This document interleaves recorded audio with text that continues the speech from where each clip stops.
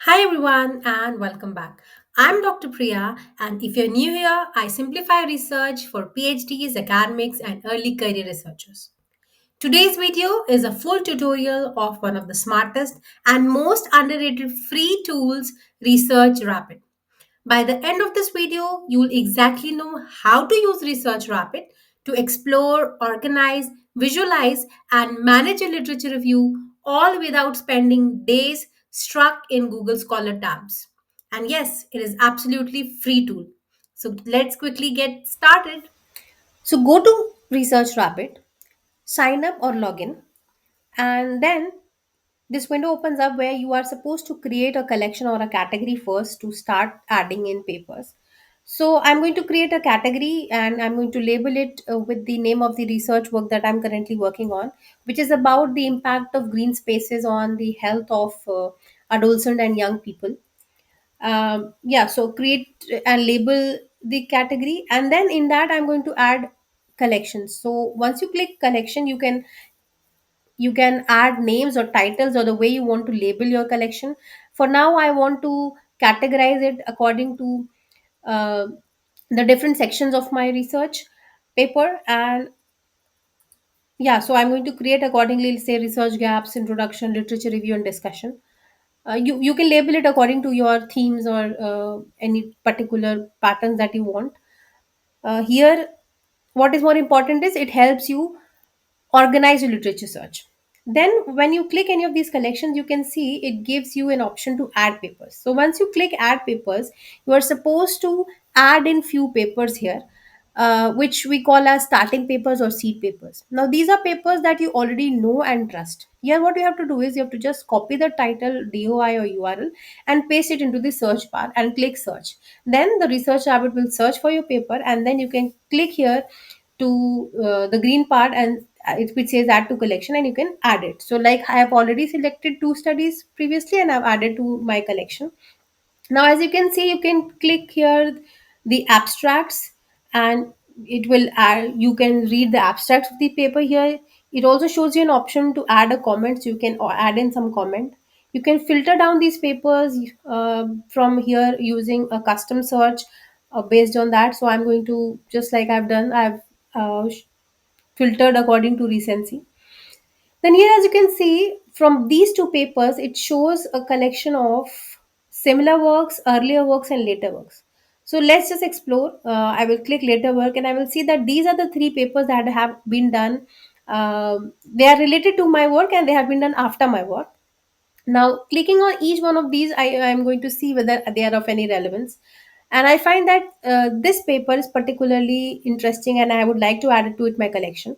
So here again, you can see add to, and if you select add to collection, you can go and add it anywhere. For now I'm adding it to literature review and discussion. So as I click add, you can see the paper has been added automatically. You can even go on further reading more similar works, more references and citations, and see find more relevant papers to this search.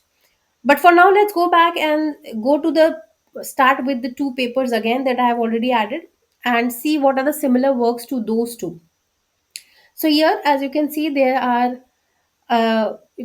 the list appears, list of similar works to these papers along with this visual map.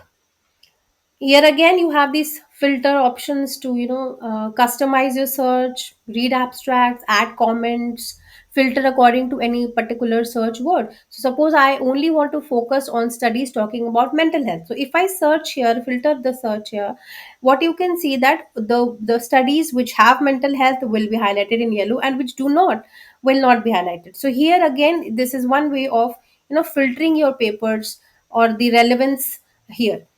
uh, so the moment I click on the papers which do not talk about mental health, you can see that even in the map, the names of those papers, they disappear. So this is one interesting way to shortlist papers. Now coming to the map side, if you click timelines, you can see how the papers or the research on this topic has evolved over the years, over time.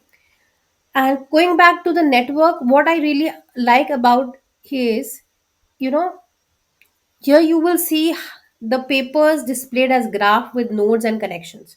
So these blue and green are the nodes or the papers. These lines signify relationships. And the blue nodes, they are the papers which are not in your collection, and the green ones are the ones which are already there in your collection.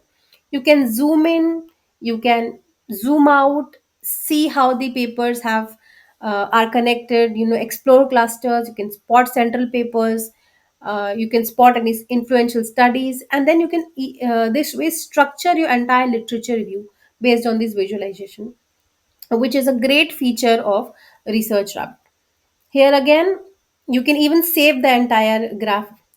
Using the email update feature, you can add email alerts. So in your collection setting, if you toggle this email updates option, this means that Research Rabbit will notify you when any new relevant papers are published, or when you if you followed any authors, that will also show up in your new findings. So you can follow the authors again here. These authors, you can follow them, and you can uh, you know uh, see how what work they are doing. Another great and important feature of is here of Research Rabbit is here that you can add or import your work directly from Zotero. So you have to just link your account, and every paper that you will save on Zotero, you can automatically import it from there by using this. So import from Zotero collection, as you can see, these are the collections which I have in Zotero, and I click to green spaces and it starts syncing up, and all the papers that I have already saved in Zotero come up here again in green spaces. So these are the papers which were there, and my entire collection from Zotero has been synced up here. So this is again good way of how the tool helps you to integrate across different tools.